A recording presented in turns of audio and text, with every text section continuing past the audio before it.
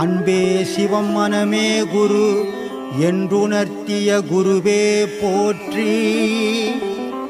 சத்தும் சித்தும் எதுவென்று உணர்த்திய குருவே போற்றி.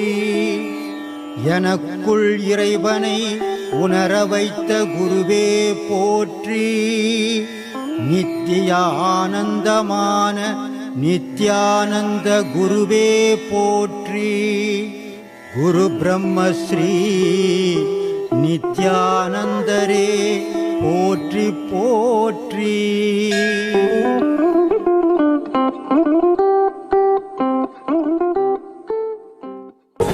காசுக்காகவோ பணத்துக்காகவோ அவங்களுடைய செயல் இல்லை. உலக மக்களுக்கு நன்மை தெரியணுன்றதுக்காக, நல்லது தெரியணும், நல்லதை தெரிஞ்சுக்கணும், ஒரு புனிதமான செயலை செய்துன்னு இருக்கிறாங்க.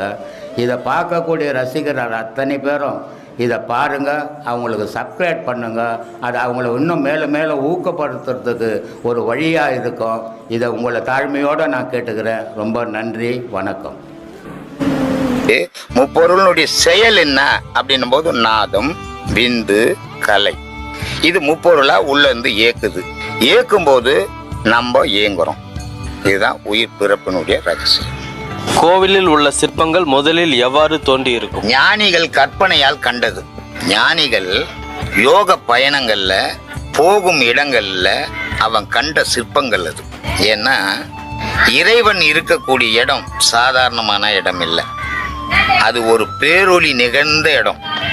அங்க பலவிதமான சிற்பங்கள் இருக்குது. ஏன்? இந்த உலகத்துல என்னென்ன உருவாக்கணும்னோ அத்தனை சிற்பமும் அவனாண்ட இருக்குது. டைமேக் இதையெல்லாம் கண்ட ஞானி கோவில்ல சிற்பங்களா வடிச்சு வச்சான். ஏன்? மனிதன் இப்படிதான் தோன்றினோம், இப்படிதான் மறைய போறோம் அப்படின்றதுக்கு அடையாளங்கள் தான் கோவில்ல இருக்கிற சிற்பங்கள். இப்போ ஒவ்வொரு ஊர்லயும் திருமால் அப்படின்னா அவரு எங்கேயோ இருந்து வந்த ஒரு கடவுளா அப்படின்னா கடவுள் கிடையாது. திருமால்ன்றவரு ஒரு பெரிய ஞானி. சிவபெருமான் அப்படின்னா அவர் ஒரு கடவுளா அப்படின்னா அவரும் கடவுள் கிடையாது, அவரும் ஒரு ஞானி. காலப்போக்கில் கடவுளாக்கிக்கணும். இதுக்கு உதாரணம் சொல்லணும்னா, இப்போ மெட்ராஸை விட்டுடுங்க, அந்த பக்கம் மதுரை, திருநெல்வேலி எல்லாம் போனால் இசிக்கியம்மா, இது மாதிரி பேருங்கள்லாம் இருக்கும். அந்த முனீஸ்வரனுக்கு பேரெல்லாம் கூட வச்சிருப்பாங்க. இதெல்லாம் யாரு? கடவுள்களா? இல்லை. அந்த ஊர்ல பிறந்து அந்த ஊருக்காக நன்மைகளை செய்து அவங்க மரணம் அடைஞ்ச போது அந்த ஊர் மக்கள் அவங்கள கடவுளாக வழிபட்டாங்க. அப்படி வழிபட்ட பொருள்கள் தான் இந்த சிவபெருமான் உருவம், சக்தி உருவம், முருகன் உருவம், எல்லா கடவுள்கள் உருவங்களும். ஏன்னா கடவுள் என்றது ஒரு உருவமற்ற பொருள். கடவுள் என்றது இந்த உலகத்தை அடக்கி தனக்குள்ள வச்சுக்கிற பொருள். இந்த உலகத்தை தனக்குள்ள வச்சிருக்கும் போது அது எப்படி உருவமா இருக்க முடியும்? அதனுடைய உருவத்தை யாரால பார்க்க முடியும்? எல்லாமே இதுக்குள்ள அடங்கும் போது அது எப்படி இருக்குதுன்னு யார் பார்க்க முடியும்? மனிதனுடைய கற்பனையில சொல்லப்படுறதை தவிர நிஜம் கிடையாது. நிஜம்னா வெளியாக இருக்கப்பட்டது இறைவன். பூமி, சந்திரன், சூரியன், வெள்ளி, செவ்வாய், புதன், இத்தனை கிரகங்களும் கடவுளுக்குள்ள அடங்கியிருக்குது. கடவுள் எதுக்குள்ளவும் அடங்காதவன் கடவுள். அன்பே சிவம், மனமே குரு. அன்பர்களே, நீங்கள் இப்போது கேட்டுக்கொண்டிருப்பது வாக்ஸ்பாப் மீடியா கேட் நிறுவனம் வழங்கும் தேடல் என்ற தொடர் நிகழ்ச்சியின் ஒலிச்சேவை. பக்தி, ஆன்மீகம் தொடர்பான கேள்விகளுக்கு பிரம்மசூத்திர குழுவின் தலைவரும் சித்தர் முறை ராஜயோக குருவுமான பிரம்மஸ்ரீ நித்யானந்தம் ஐயா அவர்கள் அளித்த பதில்களின் சிறு தொகுப்பே இந்த ஒலிச்சேவை. தமிழ் கடவுள் முருகன் அப்படின்னு ஒரு உருவம் இருக்கு இல்லைங்களாங்க, அந்த உருவம் வந்து சித்தர்கள் வடிச்சது, சித்தருடைய மறு உருவம் அப்படின்லாம் சொல்லி வணங்கிட்டு இருக்கோம். அதுக்கு ஏதாவது தத்துவம் உண்டுங்களா? அது உண்டு. முருகனுக்கு சில வாகனங்கள் கொடுத்துருக்குறாங்க இல்லையா? ஒவ்வொரு கடவுளுக்கும் ஒவ்வொரு வாகனங்கள் இல்லையா? நம்ம கடவுளுங்களுக்கு அந்த பக்கத்து கடவுளுக்கு தான் ஒன்றும் கிடையாது. இந்த பக்கத்து கடவுள்லாம் எல்லா கடவுளுக்கும் ஒரு வாகனம் உண்டு. அதனுடைய சின்னங்கள் ஒதுக்கிக்கிறந்தமா எவ்வளோ அறிவுபூர்வமாக ஒதுக்கிறது. மயிலுன்னா பறக்கக்கூடியது, அதனால தான் சொன்னான். முருகுன்னா அழகுன்னு பேர். அப்போ இந்த பிராணன் அவ்வளோ அழகா இருக்குதான். முருகன் சொன்னா இந்த பிராணனுக்கு தான் பேரு முருகன் பேர். விநாயகன் சொன்னா குண்டலிக்கு தான் விநாயகன் பேர். இப்போ பிள்ளையார் பிள்ளையார் அப்படின்வாங்க. அதனால தான் சிவபுராணத்தில் கூட முருகனுக்கு ஒரு பழம் கொடுக்கறதுக்கு சண்டை வந்துடும், குடும்ப சண்டை மாதிரி. ஒரே ஒரு சின்ன மாமழை எட்டனா போட்டால் வாங்கி கொடுத்துருக்கலாம், கொடுக்கல. அந்த பழத்தினுடைய பிரச்சனை இந்த உலகம் உணரணுன்றதுக்காகவே எழுதப்பட்ட கதைகள் இதெல்லாம். அந்த பழத்தை வாங்கறதுக்கு இவர் என்ன பண்றாரு, உலகம் ஃபுல்லா சுத்தி வர்றேன் அப்படின்னு இவர் மயில் எடுத்துக்கின்னு கிளம்பிடுறாரு. அவர் என்ன சொல்றாரு, அப்பா அம்மாவை சுத்தி வந்தா நான் உலகத்தை சுத்தின மாதிரின்றாரு. இதனுடைய விளக்கங்களை நம்ம கவனிக்கணும். ஏன்னா அப்பா அம்மான்னா மூலாதாரத்தில் இருக்கிறாங்க. அதனால என்ன பண்ணிடுறாரு, அவர் அங்கேயே ரவுண்ட் அடிச்சிடுறாரு.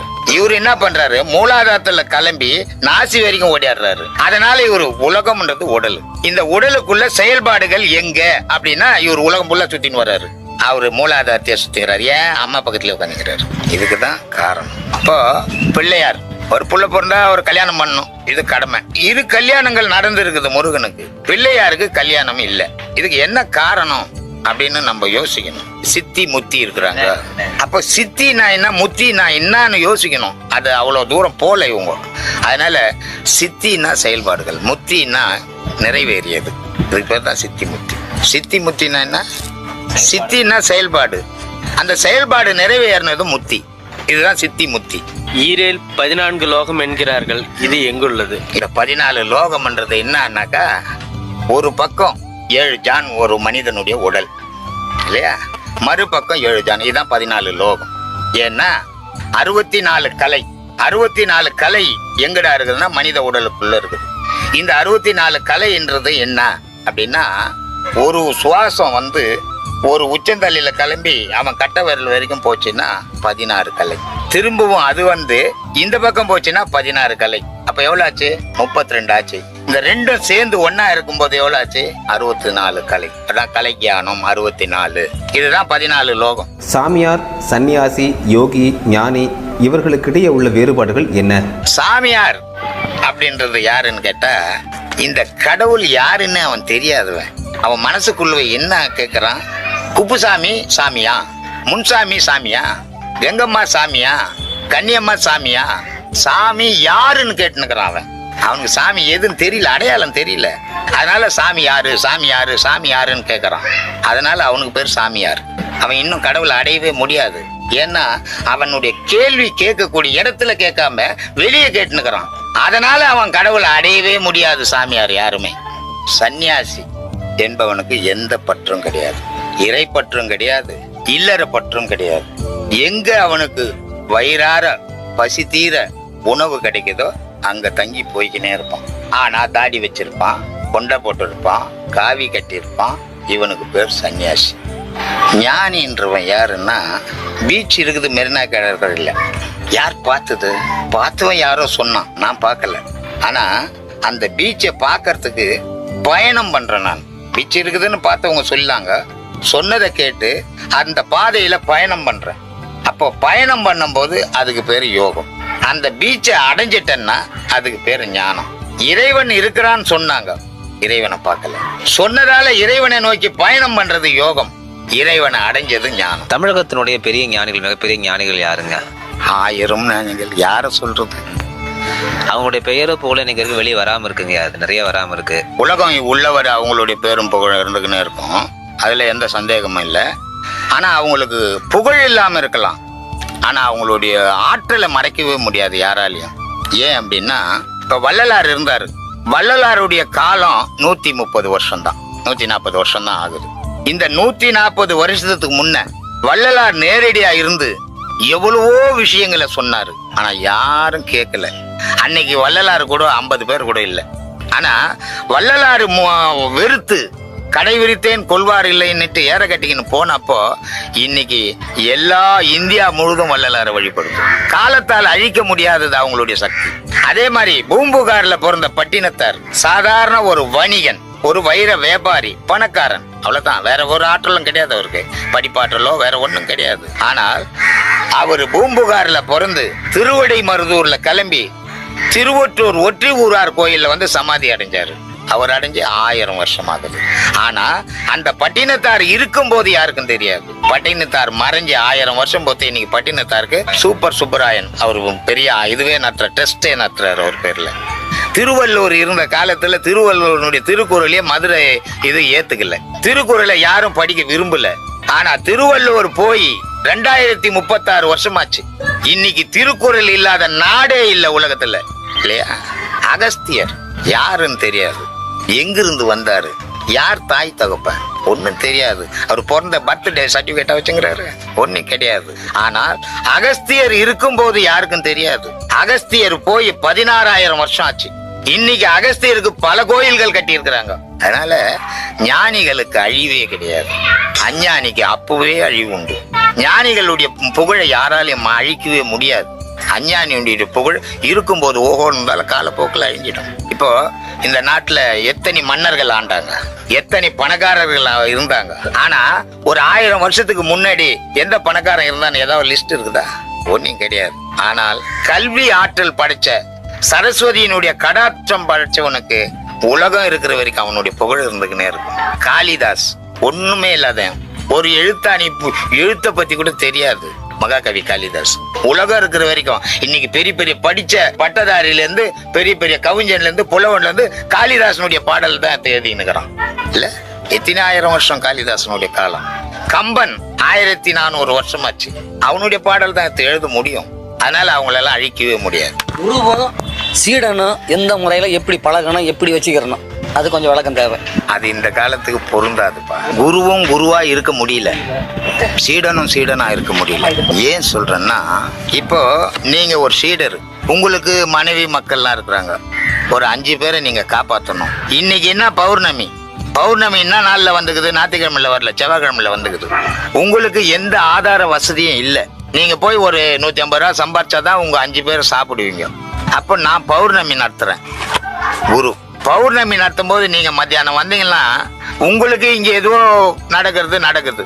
ஆனா உங்க குடும்பத்துல இருக்கிற 5 பேருடைய நிலை என்ன அப்படின்னா, அவங்க பட்னியா இருப்பாங்க. இப்படி பட்னி போட்டு கடவுளை கும்பிடணும்னா எந்த கடவுளும் நீ பட்னியா இருந்து என்ன கும்பிடுன்னு சொல்லவே இல்லை. அப்போ நீ இந்த 5 பேரை காப்பாற்றும் போது என்ன அவாய்ட் பண்ண வேண்டியது வருது. ஆனா இது காலங்கள் முன்காலங்கள்ல எப்படி இருந்ததுன்னா, குருன்ற ஒரு தனித்து இருந்தாரு. சீடன்றவன் எப்படி இருந்தான்? குருவை கடவுளா நினைச்சுட்டான். கடவுள் உலகத்துல இல்லடா, என் குரு தான்டா கடவுள்னா. இப்ப நான் யாரை கும்பிட்டுன்னுக்குறேன்? எந்த கடவுளையும் நான் கும்பிட்டதே கிடையாது. என் குருவை தான் நான் கடவுளா கும்பிட்டுக்கிறேன். ஏன் கும்பிடுறேன்? இது குரு சீடனுக்குள்ள பந்தம். இந்த பந்தத்தினுடைய இதை நீங்க எப்படி தெரிஞ்சுக்கிறது அப்படின்னா, ஏதோ ஒரு காரியம் செய்துன்னு இருப்பீங்க, அந்த காரியம் ஆபத்தான நிலையில போய்கினே இருக்கும். அந்த நேரம் குருவுக்கு தெரியும். குரு உடனே உனக்கு ஒரு கால் பண்ணுவார், அந்த இதுல இருந்து உன்னை விளக்குவார். குரு சொன்னாரு அப்படின்றதுக்காக கோடி பணம் வந்தாலும் அதை விட்டு விலகிறவன் தான் சீடன். ஆனா குரு சொன்னா சொல்லிக்கிட்டோம், இதுல கோடி பணம் வரும், குருவா கொடுப்பாரு போனீங்கன்னா ஆபத்து வந்து சிக்கிக்கும் போது குருவால காப்பாற்ற முடியாத போயிடும். இது குரு சீடனுடைய பந்தம். சீடன் நினைப்பான் நம்ம குரு என்ன பண்றார் தெரியலையேன்னு. உடனே குரு ஒரு போன் பண்ணுவார், மெசேஜ் கொடுப்பாரு, உனக்கு எப்படி பாருங்க. இது சொல்றாரு யாரு? திருமூலர் சொல்றார், மண்மனம் எங்குண்டு வாய்வு அங்குண்டு, மண்மனம் எங்கில்லை வாய்வு அங்கில்லை. ஜோசியம், ஜாதகம், எண்கணிதம் இது மாதிரி எல்லாம் ரொம்ப பற்றுதல் வச்சு அதை நம்பிக்கிட்டு இருக்காங்க. இது எல்லாம் உண்மையா? ஜாதகன்றதெல்லாம் உண்மையா? ஜாதகம்ன்றது கணிச்ச காலங்கள் மாறி போச்சு, இன்னிய காலத்துக்கு ஒத்து வராது. ஏன்னா ஒரு குழந்தை, ஒரு ஊர்ல ஒரு குழந்தை பிறக்கிறது அருப்பொருள். அந்த ஒரு குழந்தை பிறக்கும் போது அக்யூரேட்டான நேரத்தை எழுதுவாங்க. அதே வினாடி ஜோசியனை பார்ப்பாங்க. அதே வினாடியில அந்த நேரத்தினுக்கு அந்த கிரகங்கள் எப்படி இருந்ததுன்னு ஜோசி எழுதிடுவான். அதனால சாஸ்திரங்கள் கரெக்டா இருந்து. இன்னைக்கு 1000 குழந்தை ஒரே இடத்துல ஒரே வினாடியில பிறக்குது. எந்த குழந்தை எப்ப பிறந்ததுன்னு பிறந்துட்டா அம்மாக்கே தெரியாது. ஒரு டோக்கன் கட்டி அமைச்சாதான் தெரியும், இதான் நம்ம குழந்தைன்ட்டு. வேற குழந்தை மாத்தி அமைச்சா கூட ஒண்ணும் பண்ண முடியாது. அப்படிப்பட்ட காலத்துல இதுக்கு எப்படி ஜோசியம் எழுதுவேன்? ஒரு டாக்டர் அம்மா அந்த புள்ள பொரு பாக்குறாங்க, 4 குழந்தை பிறக்குது, 4 குழந்தையும் கடனை பார்க்கணும். அதை பார்க்கலன்னா அது செத்து போயிடும். அப்ப 4 குழந்தைங்க தொப்புலாம் அறுத்து அதை கிளீன் பண்ணிட்டு டைம் பாக்குறாங்க. ஓ 7:05. ஆனா 7:1 பிறந்து போச்சு அந்த குழந்தை. 7:1 கிரகம் எப்படி இருந்ததோ அதுக்கேற்ற மாதிரி அதனுடைய செயல் இருக்கு போது. நீ 7:05 கிரகம் எழுது, நீ எப்படி செயல் புரியும்? எந்த சாஸ்திரமும் இன்னைக்கு செல்லாது. சாஸ்திரம் செல்றதா இருந்தா சாஸ்திரக்காரனே இருக்க மாட்டான், ஏன்னா அவனே பார்த்துன்னு போயிடுவான். கிரகங்கள் அந்த குழந்தையுடைய செயல்பாட்டை தீர்மானிக்குது அப்படின்னா, ஆமா, அதை யோக முறைகளால மாத்தி அமைக்க முடியுமா? அமைக்க முடியும். அதனால தான் கந்திஷ்டி, கிரக செயல்பாடுகள் இதெல்லாம் சரியில்லை, உனக்கு நேரம் சரியில்லை, உன் விதி விளையாடுது, அதனால இதெல்லாம் மாட்டிக்கணும்னா சனீஸ்வரன் கோயிலுமா போய் எலுமிச்சம்பழத்துல விளக்கு ஏத்தி 9 சுத்து 9 சுத்து ஒரு நாளைக்கு 27 நாள் சுத்து. அப்ப 27 9 எவ்வளவு ஆச்சு? 1000 கிட்ட வந்துடும். இப்படி சுத்தும் போது உன்னுடைய கிரகங்கள் இதாகி போகும் அப்படின்னு சொல்லுவாங்க. உண்மை அது. எப்படி அது உண்மை? அங்கதான் யோசிக்கணும். அங்க இருந்த சன்னியாசுரனை நீ செய்து வச்ச சிலை அது, அது மாத்தாது. அந்த இடத்த அது சன்னியாசுரன் சொன்னதால உனக்கு ஒரு நம்பிக்கை. அந்த இடத்த சுத்தந்தால உனக்குள்ள ஓடுற பிராண செயல்பாடுகள் மாறுச்சு. பிராண செயல்பாடுகள் மாறினதால உனக்கு நல்ல கிரகம் செயல்பட்டு. அதுக்காக இதெல்லாம் வைக்கப்பட்டது. ஆனால் ஞானிக்கு அது கிடையாது. அப்போ ஞானிக்கு ராகு காலம் கிடையாது, ஞானிக்கு யமகண்டம் கிடையாது, ஞானிக்கு நல்ல நேரம் கிடையாது, ஞானிக்கு இரவு கிடையாது, பகல் கிடையாது. இரவு பகல் யாருக்கு இருக்குதோ அத்தனையும் மத்தவனுக்கு இருக்கு. மத்த எல்லா செயலும் இருக்கு. பூமி வந்து சூரியனை சுத்துது, சந்திரன் பூமியை சுத்துது, சூரியன் தன்னை சுத்திக்குது. இப்போ வந்து எல்லாமே ஒரு இயக்கத்தில் தான் இருந்துகிட்டு இருக்கு.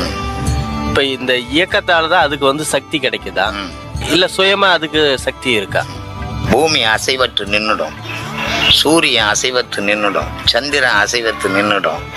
வெள்ளின்னு ஒரு கிரகம் இல்லைன்னா, வெள்ளி அசைவத்து நின்றுடும். சனின்னு ஒரு கிரகம் இல்லைன்னா, சனி அசைவத்து நின்றுடும். வெளின்னு ஒண்ணு இல்லைன்னா, அப்போ ஒண்ணுலேருந்து ஒண்ணு லிங்க் ஆகுது.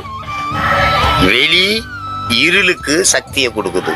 அதான் இறைவங்கிட்ட இருந்து. அதனாலதான் சனிக்கிழமைக்கு முக்கியத்துவம் கொடுக்கறதுக்கு காரணம் என்னன்னா, அந்த சனி கிரகம் இருள் பகுதி. அதனால்தான் சனிக்கிழமை கும்பிடுற சாமி எப்படிப்பட்டதுன்னா கருப்பு சாமி. இப்போ அந்த சனி கிரகத்துல இருந்து தான் வெள்ளிக்கு சக்தி கிடைக்குது. வெள்ளி தான் எல்லா கிரகத்துக்கும் சக்தி கொடுக்குது. அந்த வெள்ளி ஒண்ணு இல்லைன்னு சொன்னா மற்ற கிரகங்கள் எதுவும் செயலத்து போயிடும். சனி கிரகம் இல்லைன்னா வெள்ளிக்கு செயல் இல்லை, வெளி இல்லைன்னா சனிக்கு செயல் இல்லை. மனித உடல் இருக்குது, ஒரு முண்டை மட்டும் இருந்தா செயல்படுமா? தலை வேணும். தலை இல்லைன்னா ஒரு தலை மட்டும் வச்சுக்கினா செயல்படுமா? படாது. பூமியும் அப்படிதான், உலகமும் அப்படிதான். அப்போ இந்த தலையும் வேணும், உடலும் வேணும். தலையும் உடலும் சேர்ந்தா 5 பஞ்சபூதமும் செயல்புரியும் இல்லையா? வெளியும் ஓணும், உள்ளும் ஓணும். வெளியும் உள்ளும் இருந்தா 5 பஞ்சபூதம் இயக்கம் நடக்கும். அதான் நடந்துருக்குது. மனித உடல் மூலமா தான் இந்த இறைவனை தெரிய முடியுமா? வேற எந்த பிறவினாலும் முடியாதுங்களா? வேற எந்த பிறவியாலும் இறைவன் ஒண்ணு இருக்குதுன்றது அறிய முடியாது. ஏன் அறிய முடியாது அப்படின்னா, எல்லா உயிரினங்களுக்கும் உயிர் இருக்குது, மனம் இல்லை. மனம் இருக்கிறதால சிந்தனை இருக்குது, மனம் இல்லாதால சிந்தனை இல்லை. மனம் இருக்கிறதால நம்மளை விட பெரியவன் சின்னவன் எல்லாம் தெரியுது. அதனால இறைவனை வழிபடக்கூடிய ஆற்றல், அந்த ஜீவனை பிடிக்கக்கூடிய ஆற்றல் இந்த உடல் அமைப்புல தான் கொடுத்துருக்குறான் இல்லையா? இப்போ மற்ற எந்த ஜீவனுக்கும், குரங்கு பார்த்தீங்கன்னா மனிதனுக்கு ஈக்குவலாகவே இருக்கும். மனித குரங்கு இருந்தால் கூட அந்த மூலாதாரம் சரி இருக்காது. நமக்கு இருக்கிற மாதிரி அந்த மூலாதாரம் குழி இருக்காது. இந்த பின்னாடி தொட்டிங்கன்னா குரங்குக்கு குழி இருக்காது, அந்த தண்டு அப்படியே போய் வந்துடும். அப்போ அதுக்கு மூலாதாரம் இல்லை. மூலாதாரம் இல்லாததால இறைவன் அந்த விந்துவை கொண்டாட முடியாது. உருவம் பார்த்தீங்கன்னா மனித மாதிரி இருக்கலாம், செயல்பாடு பண்ண முடியாது. ஏன்? மனம் இல்லை. மனம் இருக்கிற மனிதனால மட்டும்தான் இறைவனை அடைய முடியும். ஏன்னா எல்லா செயலுக்கும் அடிப்படையானது மனம். இந்த பிறவியில நான் வந்து நல்லா இந்த வாழ்க்கையில அனுபவிக்க முடியுமா? அனுபவிச்சுட்டு அடுத்த பிறவியில நான் போய்க்கிறேன். நாங்க போக முடியாத. ஏன்? எதனால? அடுத்த பிறவி நீ மனிதனா பிறப்புன்றது உனக்கு என்ன கேரண்டி சொல்லு? எத்தனையோ பிறவில எவ்வளவோ இன்னல் பட்டு வந்திருக்கிற இந்த பிறவிக்கு. அதனால்தான் சொல்றாங்க, இப்பிறவி தப்பினால் எப்பிறவி அடைவேன்றாங்க. வந்துட்டேன், இதுலயே நான் அடைய முடியல, இனி எந்த பிறவியில நான் அடைய போறேன் இறைவா அப்படின்றாங்க. அப்போ இது புனிதமான பிறவி. அதனால்தான் அரிது அரிது மனிதராய் பிறத்தல் அரிதுன்னு அம்மா சொல்றாங்க. அப்போ இந்த மனித பிறவியில இறைவனை உணரக்கூடிய ஆற்றல் எவனுக்கு ஒருத்தனுக்கு இல்லையோ, பிறந்த நான் வாழறதுக்காக பிறந்த, வாழ்ந்துட்டு சாகிறேன்னா அடுத்த வாட்டி 1ஆம் கிளாஸ் தான் போகணும். புல்லாகி பூண்டாகி புழுவாகி. இப்ப நிறைய பேர் பாத்தீங்கன்னா யோக முறைகளே பின்பற்றாம அந்த நிலை அடைஞ்சிருக்காங்களா? எவ்வளவு? யாரு? ஞானிகள். எந்த ஞானி? இப்ப நிறைய ஞானிகள் இப்ப பிறந்த உடனே ஒரு கருவிலேயே திருவா இருந்தாங்க, சின்ன வயசுல இருந்து அவங்களுக்கு அறிவோடு இருந்தாங்க, ஞானத்தோடு இருந்தாங்க. எப்படி வந்தது அவங்களுக்கு? நமக்கு இவ்வளவு வயசாகி கிடைக்காதது 8 வயசுல ஞான சம்பந்தருக்கு ஞானம் கிடைக்குது. அதான் எப்படிங்க? 80 வயசுல அப்ப தூக்கி போறாரு ஞான சம்பந்தரை. என்ன காரணம்? போன பிறவினுடைய முடிவான நிலையில இருக்கிறாரு ஞான சம்பந்தர். ஏதோ ஒரு சூழ்நிலையால மரணம் அடைஞ்சிட்டார். அந்த மரணம் அடைஞ்சு பிறந்த உடனே அந்த ஞானம் பத்திக்கிச்சு திருப்பி. ஏன்னா முடிவான நிலையில நிக்கிறாரு. அதனால அவருக்கு பிறந்த உடனே அம்மா ஞானப்பால் ஊட்டுறாங்க. ஞானப்பால்னா சரியா புரியாத மக்கள், ஞானப்பால்ன்றது எங்கன்னா விக்குதா? எங்கேயும் விக்கல. ஞானப்பால்ன்றது நமக்குள்ள உருவாக்கணும். அந்த ஞானப்பால் நமக்குள்ள எப்படி உருவாகும்? அந்த ஞானப்பால்னா என்னன்னா அமிர்தத்துக்கு பேர் தான் ஞானப்பால். இந்த அமிர்தம் எங்க உருவாகுது அப்படின்னா உடல்ல கிடையாது, தலையில உருவாகுது. அந்த ஞானப்பாலினுடைய ஆற்றல் என்னன்னா பசி கிடையாது, தூக்கம் கிடையாது, தாகம் கிடையாது, இரவு கிடையாது, பகல் கிடையாது. ஞானப்பாலினுடைய ஆற்றல் இத்தனை இருக்குது. இந்த ஞானப்பாலுக்கு தான் அமிர்தம்னு பேரு. ஊரெல்லாம் அமிர்தம் அமிர்தம்னு பேசுறானா? எங்கேயாவது ஒரு கடையில் அமிர்தம் விற்கிறானா? விற்க முடியாத பொருள் அது. ஏன்னா இந்த உலகத்துல உற்பத்தி ஆகாதது, நமக்குள்ளதான் உற்பத்தி பண்ணணும். அப்படி பண்ணி அந்த நிலையில இருந்தவர் தான் ஞான சம்பந்தர். அதனால 80 வயசு ஆயும் அவர் சொல்றாரு, அப்பர்னு ஒருத்தர் இருந்தாருப்பா, இருக்கிறாரு, அவரை பார்க்கணும் நான் அப்படின்னு. இவருடைய பல்லாக்கியே தூக்கின்னு போயின்னுக்கிறாரு காஞ்சிபுரத்துல இருந்து. அவரு யாரு? ஞான சம்பந்தர். 8 வயசு 80 வயசு தூக்கின்னு போறாரு. தூக்கின்னு போகும்போது இந்த வார்த்தையை அப்பரை நான் பார்க்கணும்னு அவர் ஞான சம்பந்தர் சொன்ன உடனே, ஐயா அடியே நீங்க தான் இருக்கிறேன் அப்படின்றாரு. பல்லக்க சுமக்க நீ இறக்குடான்றாரு. உங்க வயசுன்னா என் வயசுன்னா என்னுடைய பல்லக்க சுமக்கலாமா? நீங்க சுமந்தா எனக்கு பாவம் இல்லையான்றாரு. அப்பர் சொல்றாரு, இல்ல ஐயா, 80 வயசு ஆனாலும் ஆற்றல் கம்மி, 8 வயசானாலும் ஆற்றல் மிகுந்தது. அதனால உங்க பல்லக்கு சுமக்கிறது எனக்கு புண்ணியம் தான், உங்களுக்கு ஒன்றும் பாவம் இல்லைன்னு. அதோட 2 பேரும் நடந்தே போறாங்க. அவ்வளவு பெரிய ஞானிக்கு மனக்கசப்பு வருது இல்ல. திருக்காட்டு பள்ளியில 2 பேரும் பாடல் பாடுறாங்க. இவர் பாடி துறை பாடுறாங்க. ஒரு 10 பதிகம் பாடுறாரு. அப்புறம் கதவெல்லாம் திறக்குது. இவர் ஒரு பாட்டு பாடி மூடுறாரு. அப்பவே மனஸ்தாபம் வந்துட்டு, ஐயா உன் சக்திக்கு நான் ஈக்குவல் இல்லை, நான் ஒரு திசையில போறேன், நீ ஒரு திசையில போ. ஏன்னா அதனாலதான் சொல்லுவான், ஒரு உரையில 2 கத்தி இருக்கக்கூடாது. 2 அறிவாளிகள் ஒரு இடத்துல சேர்ந்தா அந்த இடம் குட்டி சோறப்படும். அந்த மாதிரி 2 ஞானிகள் ஒண்ணு சேர்ந்தாலும் அந்த இடம் நாசமா போடும். அவ்வளவு பெரிய ஞானிக்கு இந்த மன வேற்றுமை வந்தது, அஞ்ஞானிக்கு வர்றது எவ்வளவு நேரம் ஆகும்? அதனால அப்படி வந்த ஞானிகள் அவங்க. அது எப்படி வந்ததுன்னா முன் பிறவியினுடைய தொடர்பு, அதனால கிடைச்சது. இந்த பிறவியில அவர் முடிக்க முடியாது, ஆயில 10 அவருக்கு. இதுக்கு உதாரணம் சொல்லணும்னா வள்ளலார் ரொம்ப அழகா சொல்றாரு, ஐயா முடிக்க போறேன், என்னுடைய வாழ்நாள நான் முடிக்க போறேன் அப்படின்னு சொல்லும் போது அவருடைய சீடர்கள்லாம், சீடர்னா யாரும் சீடர்ல, அவருடைய பக்திமான்கள்லாம் சொல்றாங்க, ஐயா எங்களெல்லாம் இப்படி விட்டுட்டு போறீங்களே அப்படின்னும் போது அதுக்கு அவர் சொல்றாரு, நானும் இந்த ஒரு பிறவி எடுத்து முடிக்கல, பல பிறவி எடுத்து தான் இந்த பிறவியில முடிக்கிறேன். அதே மாதிரி நீங்களும் நல்ல சரியான உண்மையான பக்தியை பண்ணுங்க, நீங்களும் முடிப்பீங்க அப்படின்னு சொல்றாரு. அப்போ பல பிறவிகள் எடுத்தன்றது ஊர்ஜிதமா தெரியுது. இத பட்டினத்தாரம் பாடுறாரு, எத்தனை அம்மா வயித்துல நான் பிறந்தேன், எத்தனை பிள்ளைக்கு நான் தகப்பனா இருந்தேன், எத்தனை வாட்டி நான் செத்தேன்றாரு. அப்போ ஒவ்வொரு பிறப்புல வந்துக்கினே இருந்தாருன்னு பொறுப்பு இருக்குது இல்லையா? அந்த மாதிரி ஞானம்ன்றது மனித பிறவி வேற எந்த பிறவிக்கும் போகாம இருக்கணும்னா இந்த உயிர் இருக்குது, இந்த உயிருக்கு நினைவு கிடையாது. உயிருக்கு நினைவு இருக்குதா? கிடையாது. அது பாட்டுக்கு அதால முடிஞ்ச வரைக்கும் உன்னை ஏக்குது. அதால முடியாதுன்னும் போது உன்னை விட்டுட்டு போயிடுது இல்ல. அப்போ அது இந்த உடலுக்குள்ள இயங்கும் போது அதுக்கு ஒரு நினைவு உண்டாக்கிடணும்.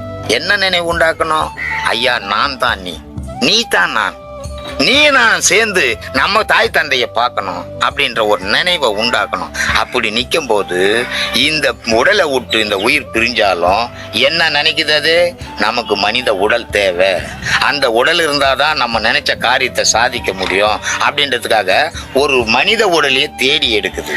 இதுக்கு நினைவில்லாத பட்சத்துல இது தங்கறதுக்கு ஒரு இடம் வேணும். அது நாய் உடலா இருந்தாலும் போய் கொண்டுடும்.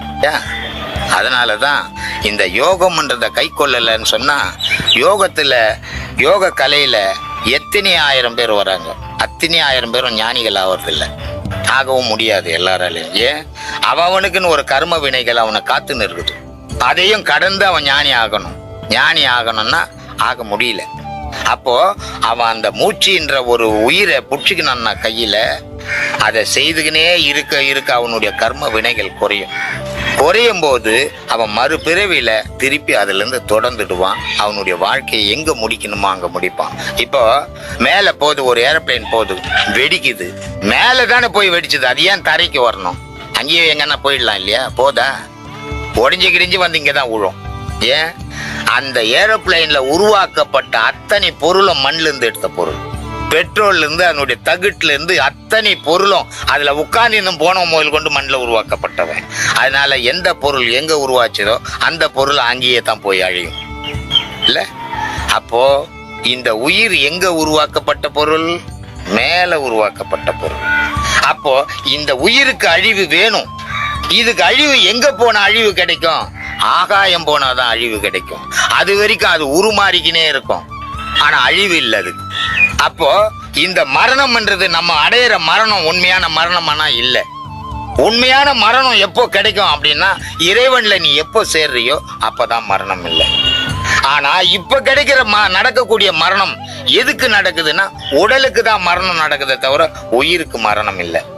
இந்த உயிர் உடலை விட்டு போன உடனே இந்த உடல் வேற இன்னொரு உடலுக்கு போறது இல்லை, போகாது, அழிஞ்சது தான். ஆனா இந்த உயிர் இன்னொரு உடல்ல பூந்து பொலாவிக்கினே தான் இருக்குது. அப்ப உருவங்களை மாற்றப்படுதே தவிர இந்த உயிருக்கு அழிவு இல்லை. அதனால்தான் மரணம் இல்லை உயிருக்கு. அதனால்தான் வயசு வைக்கல உயிருக்கு. அதனால்தான் காலங்கள் வைக்கல உயிருக்கு. ஆனா உடலுக்கு வயசு வச்சுக்கிறோம், இளமை வச்சுக்கிறோம், முதுமை வச்சுக்கிறோம், இடைப்பருவம் வச்சுக்கிறோம். உயிர் பிரிந்த பின் உடலை சிலர் புதைக்கிறார்கள், சிலர் எரிக்கிறார்கள். இதன் விளக்கம் என்ன? இதில் ஏதோ பயன் உள்ளதா? இது இன்றைய சூழ்நிலைக்கு எரிப்பது இட வசதிகள் போதாது, அதனால எரிக்கப்படுது. ஆனா அன்றைய சூழ்நிலையில் எரிக்கப்பட்டது பயம். என்ன பயம் அப்படின்னு கேட்பீங்க இல்ல? அதான தோணுது. அடுத்தது பயம் என்ன? உடனே மனிதனுடைய உடல்ல மரணம் அடைஞ்ச பிறகு எல்லா பொருளும் இத்து போயிடும். எல்லா பொருளும் உடல்ல உள்ள அத்தனை பொருளும் இத்து போயிடும். மூளை மட்டும் இத்து போகாது. அவன் செத்து ஒரு 2 வருஷம் பொறுத்து உள்ள இந்த தலையை தூக்கி போட்டா கூட மூளை மட்டும் களிமண் மாதிரி உள்ளவே இருக்கும். மற்ற எலும்பெல்லாம் கூட இத்து போகும், ஆனா மூளை இத்து போகாது. ஏன்னா அது பிராண ஓட்டம் அதுல தான் ஓடி வந்தது. அதனால அதுக்கு சக்தி ஜாஸ்தி உடல்ல. அந்த மூளையை கொண்டு மாந்திரிகம்ன்ற ஒரு செயலுக்கு உபயோகப்படுத்திடுவான். அதுக்காக என்ன பண்ணா பெருவாரி எரிச்சான். மொத்தமா பாதி கொளுத்த சொன்னது எதுக்குன்னா இந்த மாதிரி தொந்தரவு வேண்டாம் அப்படின்னா. சில பேர் என்ன பண்ணா இந்த உடல் இறந்த பிறகும் பிற பொருளுக்கு உபயோகப்படணும் அப்படின்றதுக்காக பொதிட்டானா. பொதிச்சா புழு பூச்சாவும். ஏன்? திருவள்ளுவர் கூட சொல்றாரு, ஐயா நான் செத்த உடனே என்னை கொளுத்திடாதீங்க, என்னை வெட்டி வேலிங்கில்ல போட்டுடுங்க அப்படின்றாரு. ஏன் அப்படின்னா கழுகு என்னை துண்ணுட்டோம், நான் உபயோகப்படணும்ன்றாரு. யார் சொல்றாரு? திருவள்ளுவர் சொல்றாரு. இது இறந்தும் பிறருக்கு பயன்படணும், அதான் செத்தும் கொடுத்தால் சீதகாசி சொல்லல. ஒரு உயிரால் இன்னொரு உடலுக்குள் புக முடியுமா? இறந்த உடலுக்குள்ள அஞ்ஞானியினுடைய ஆவி போய் போறாது, மெஞ்ஞானியினுடைய ஆவி போறோம். ஏன்னா ஒரு இறந்தவனுக்கு உயிர் கொடுக்கக்கூடிய ஆற்றல் மெஞ்ஞானிக்கு உண்டு, அஞ்ஞானிக்கு கிடையாது. அதனால அந்த உடல் இவங்களுடைய உடலை விட்டு அந்த உடலுக்குள்ள இருந்து சில காரியங்கள் சாதிக்கிறதுக்காக மெஞ்ஞானி அந்த உடலுக்குள்ள போறார். அப்படி போனவர் தான் திருமூலர். ஆதிசங்கரரும் பண்றாரு அந்த மாதிரி. இது ஞானிகளுக்கு மட்டும்தான் சாத்தியமே தவிர அஞ்ஞானிக்கு சாத்தியம் இல்லை. ஆனால் அஞ்ஞானிக்கு உயிரோடு இருக்கும்போது இன்னொரு உயிர் தொடர்பு ஏற்படும். அது எப்படி ஏற்படும் அப்படின்றது தானே உங்களுடைய சந்தேகங்கள். இப்போ உங்க தலைமையில ஒரு 50 கிலோ வெயிட் தாங்கலாம் நீங்க. அப்போ அந்த 50 கிலோ வெயிட்டை தூக்கின்னு நேரா நடப்பீங்க நீங்க. அதே ஒரு 100 கிலோ வெயிட் வச்சா நீங்க என்ன ஆவீங்க? தடுமாறிடுவீங்க. அப்போ ஒரு உயிர் உங்களுக்குள்ள இருந்து இயக்கம் நடத்தும் போது உங்களுடைய செயல்பாடுகள் சீரா இருக்கும், ஒரே மாதிரி இருக்கும். எது இருந்தாலும் தெரிஞ்சு செய்வீங்க. இன்னொரு உயிர் அது போய் பூந்த உடனே ரெண்டுக்கும் சரி வராம உங்களுடைய சுயநினைவு இழந்து செயல்பாடுகள் சரியில்லாம போகும். இதுதான் பேய் பூச்சின்னு இருக்குது அப்படின்றது. இது சில காலங்கள் வரைக்கும் இருந்து இந்த வந்த உயிர் இருக்கக்கூடிய உயிரை விட பலம் வாய்ந்ததா இருந்தா இந்த உயிரை கொன்னுடும். அதனால பேய் பூச்சி மரணம் அடைஞ்சான்னு சொல்லுவாங்க. இல்ல இதுல இருக்கக்கூடிய ஒரு உயிர் பலமானதா இருந்தா வந்த உயிரை சண்டை கிண்ட போட்டு விரட்டிடும், போய் பேய் ஓட்டிட்டேன்னு சொல்லுவாங்க. இதுதான் நடைமுறை. ஒரு உயிர் இருக்கும்போது இன்னொரு உயிர் எப்படி? உயிர்ன்றது என்ன? ஒரு பொருளா அது? இப்ப மனம்ன்றது என்னது? இப்ப கண்ணு இருக்குது, ஒரு கெட்டி பொருள். காது இருக்குது, ஒரு கெட்டி பொருள். கை இருக்குது, ஒரு கெட்டி பொருள். ஈரல் இருக்குது, கெட்டி பொருள். குடல் இருக்குது, கெட்டி பொருள். மனம்ன்றது என்ன பொருள்? காத்து. அது வெயிட்டும் இல்லை, தக்கையும் இல்லை, வலுவான பொருளும் இல்லை, ஈஸியான பொருளும் இல்லை, லேசான பொருளும் இல்லை. அதே மாதிரி தான் இன்னொரு உயிரும், அதுவும் பலமான பொருளும் இல்லை, தக்கையான பொருளும் இல்லை. அது இது கூட இணைஞ்சு போகுது. இணையும் போது உன்னுடைய செயல்பாடுகள் மாறுபட்டு போகுது. அப்போ இது ரெண்டும் அங்க ஐம்புலன்ல ஊடாட முடியாம ஏதாவது ஒண்ணு வெளியேறணும். இந்த உடலுக்கு உகந்ததாவது வெளியேறினோம், இல்ல வந்ததாவது வெளியேறினோம். இப்படிதான் அந்த காத்து ஏற்படுறது. ஆவி, பேய், பிசாசு இவைகளெல்லாம் உண்மையா? இந்த பேய்ன்றது எப்படி உருவாக்கப்படுது அப்படின்னு பார்க்கணும். பேயில ஒரு வகையான பேய் கிடையாது, பல வகையான பேய்கள் இருக்குது. ரத்த காட்டேரி அப்படின்னுவான், கன்னி பேயின்னுவான், இந்த மோகினின்னு சொல்லுவான், முனேஸ்வரன் சொல்லுவான், தவமுனின்னு சொல்லுவான்.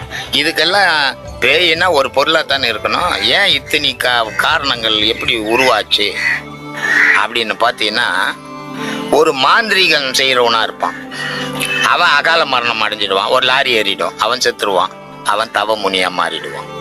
கல்யாணம் ஆகாத ஒரு பொண்ணு தற்கொலை பண்ணிக்கும், அது மோகினியா மாறிடும். கல்யாணம் ஆகி கர்ப்பமாகி குழந்தை பிறக்க முடியாத இறந்துடும், அந்த பிளட்டோட இறந்துடும், அது காட்டேரி ஆயிடும். இந்த செயல்பாடுகளுக்கு ஏற்ற மாதிரி தான் அதுக்கு பேர். என்னோட உடம்புக்குள்ள வேற எந்த உயிர் இந்த மாதிரி உள்ள புகுந்து கூடாது அப்படின்னா நான் எப்படி இருக்கணும்? இது நல்ல கேள்வி, அருமையான கேள்வி. எதுவும் இல்லைன்னு நீ இருந்தீன்னா உங்ககிட்ட எதுவும் வராது. எல்லாம் இருக்குதுன்னு நீ இருந்தீன்னா உங்ககிட்ட எல்லாம் வந்து சேர்ந்துரும். பேயின்றது ஒண்ணு இல்ல அப்படின்னு நீ எப்போ இல்லைன்னு நினைச்சிட்டியோ அது இருக்காது. பேய் இருக்குதுன்னு எப்போ நினைச்சிட்டியோ அது இருக்கும். இதுக்கு அடிப்படை உன் மனம். இந்த பயம் என்ற ஒரு கவர்ச்சி. இப்போ 2 பேரை இருட்டு, நல்ல இருட்டு, சுடுகாட்டு பாதை, அங்க போயிட்டு வாப்பா உனக்கு 10 ரூபாய் தரேன் அப்படின்னு சொன்னா 2 பேரும் பயணம் பண்ணுவாங்க. ஒருத்தன் தைரியமா 10 ரூபாய் வருதுன்ற நினைவோட பயணம் பண்ணுவான், அவன் நல்லா வந்துடுவான், மறுநாள் அவனுக்கு ஒன்றும் இருக்காது. இவன் அங்க பேய் இருக்குமே பிசாசி இருக்குமே நினைவோட போன உனக்கு மறுநாள் பார்த்தா ஜுரம் அடிச்சு நிற்பான். 2 பேரையும் ஒன்றும் பண்ணல. அது இவனுக்கு உருவாக்கப்பட்டது இவனுடைய மனம். இதுக்கு ஜிஹெச்ல ஒரு செயல் நடந்தது. டாக்டர்களுக்குள்ள ஒரு போட்டி. சாவு கடங்குல இருக்கிற பணத்தோட நீ போயிட்டு வர முடியுமா அப்படின்னு டாக்டருங்களுக்குள்ள பந்தயம் போட்டுக்குன்னு போறேன் வரேன் அப்படின்னு இவங்களுக்குள்ள விவாதம் ஆகி போறேன்னுட்டான் ஒருத்தன். சரி போனியா போலையா அப்படின்னு ஒரு அடையாளம் வேணுமே. பணத்து இருக்கிற இடத்துக்கு போயிட்டு வந்தேன்றது என்ன நிச்சயம்? நீ சொல்ற நான் போயிட்டு வந்தேன்ட்டு போவாமையே எது எப்படி தெரிஞ்சுக்கிறது நான்? அப்போ ஒரு அடையாளம் வேணும். அப்போ ஒவ்வொரு இறந்த பணத்துலயும் ஒவ்வொரு சாக்லேட் வச்சுட்டு வா அப்படின்னு ஒரு அடையாளம் வச்சுட்டாங்க. ஒருத்தன் என்ன பண்ணா போய் ஒவ்வொரு பணத்து வாயிலையும் ஒரு சாக்லேட் வச்சுன்னு வரான். ஒரு பொண்ணு கேட்க இன்னொன்னு கூட இருந்து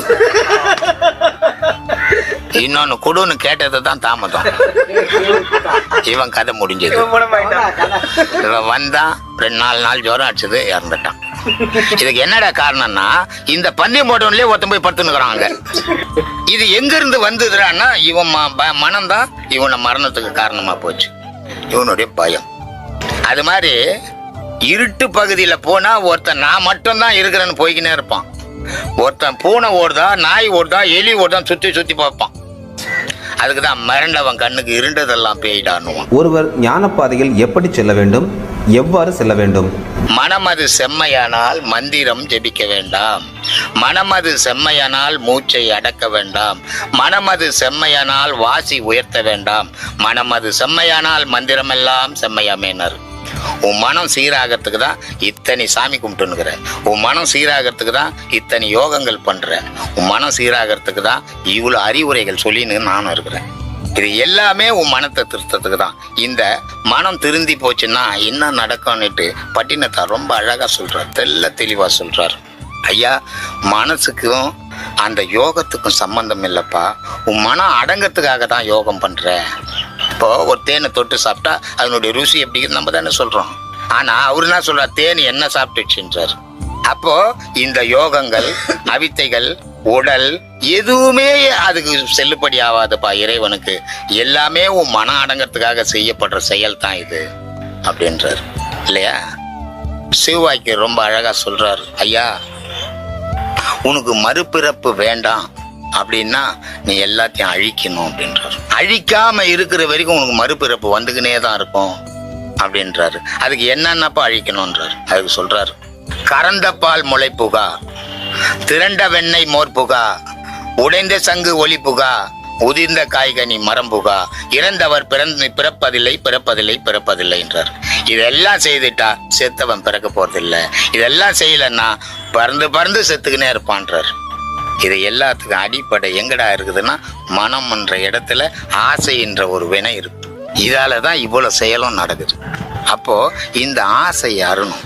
அதனால தான் சொல்றான், அருமீன் ஆசையை அருமீன், ஈசனுடன் இருப்பினும் ஆசையை அருமீன்றான். நீ கடவுள் கிட்டக்கிற என்ன இப்போ ஒன்றும் பண்ணாதுன்னா மாயை என்ற ஆசை 2 காலை பிடிச்சி ரோட்ல போட்டு போடும். உன்னை கடவுள்கிட்ட இருக்கும்போது கூட ஆசை இல்லாத இரு அப்படின்றாரு. ராமகிருஷ்ண பரமஹம்சருக்கு ஒரு சம்பவம் நடந்தது. அவருக்கு எந்த நிலையில எந்த கிளாஸ்ல எப்படி பேசிக்கினே இருக்கும்போது கூட நிஷ்டை வந்துடும். அந்த நிஷ்டை வர நேரத்துல அம்பாள் காட்சி கொடுப்பா அவர்.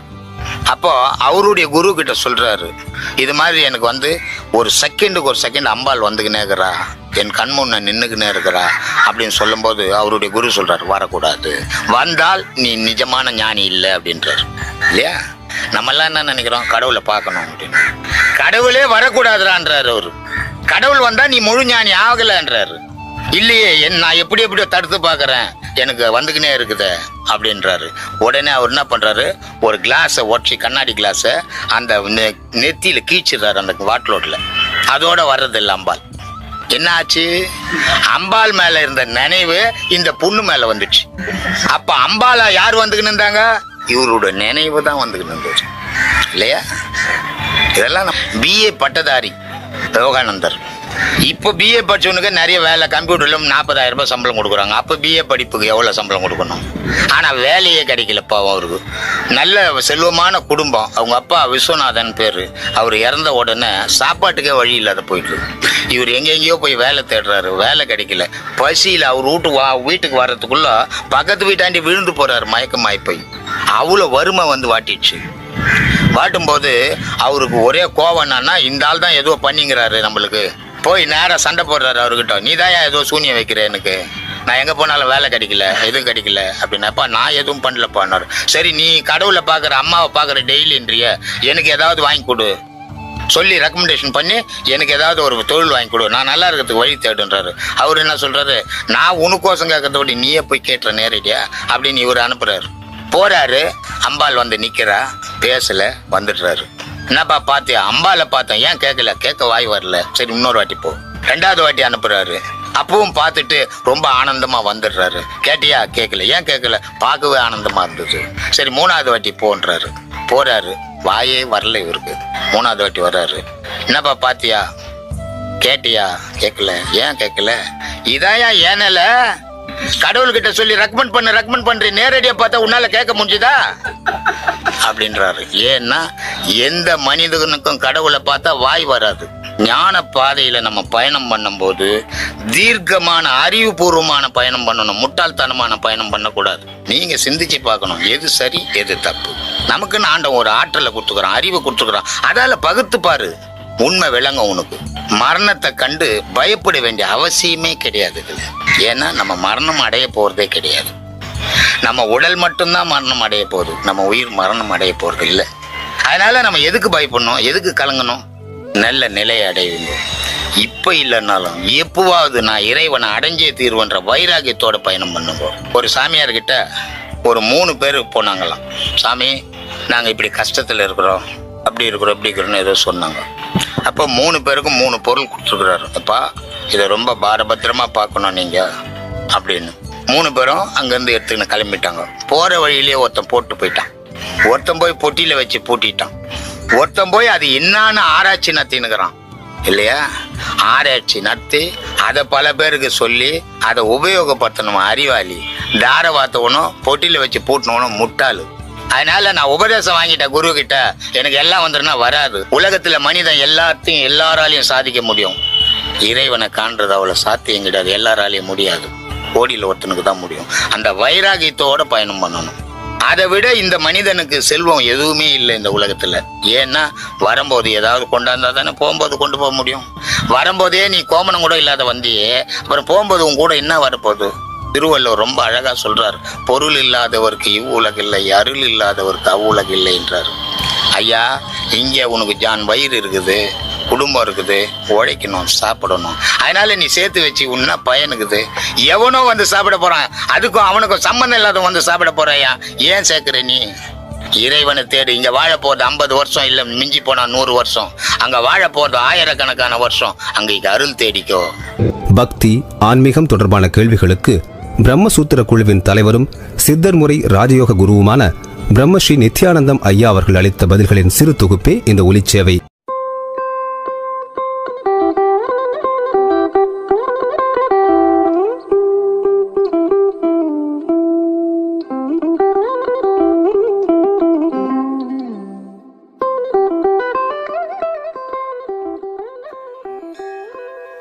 அன்பே சிவம் மனமே குரு என்றுணர்த்திய குருவே போற்றி. சத்தும் சித்தும் எதுவென்று உணர்த்திய குருவே போற்றி. எனக்குள் இறைவனை உணர வைத்த குருவே போற்றி. நித்திய ஆனந்தமான நித்யானந்த குருவே போற்றி. குரு பிரம்மஸ்ரீ நித்யானந்தரே போற்றி போற்றி.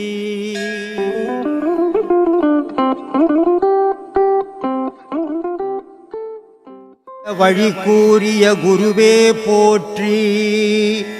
மனம் எது, மனதின் வாழ்க்கை எது என்று உணர்த்தி